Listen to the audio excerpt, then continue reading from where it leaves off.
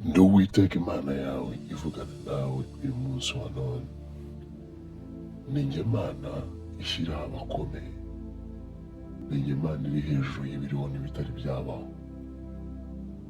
Ndi Uwiteka iryo zina ryanjye. Mvuganye nawe uyu munsi, ndakubwira ngo ubwo uri muri njye nkaba muri wowe, humura ntacyo uzaba.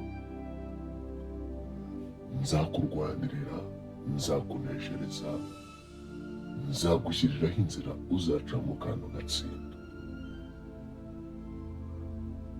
Ntiwongere kwiganyira no kwiheba, kuko njye Uwiteka ari jye uca inzira ahadaca inzira.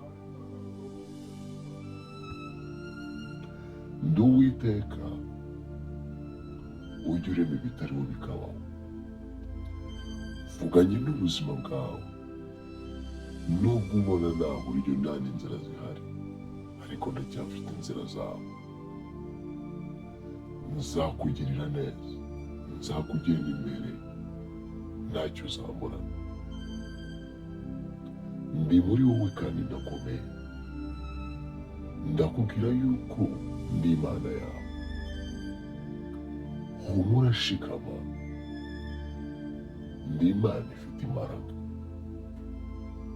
Ndi Imana ishyiraho uburyo abandi batabona. Ni njye Uwiteka ufite inzira zawe. Ni njye Uwiteka ufite kubaho kwawe. Ni njye Uwiteka ushobora byose. Navuganye nawe kenshi, mubwira ibigiye bitandukanye. Umutima wawe ndawutabaye, kandi ndi Uwiteka uje kugutabara byuzuye. Nubwo wahuye na byinshi, byose narabirebaga. Mvuganye nawe uyu munsi ko ngiye kugendana nawe. Ngiranye nawe isezerano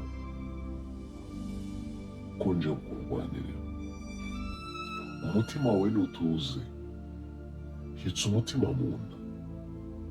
Ndi Imana igukunda, ndi Imana ikurwanirira, ndi Imana ifite inzira zawe. Ntuzatsindwa, ntuzarwanwa, kuko mubereye ibyiringiro bitazagukoza isoni.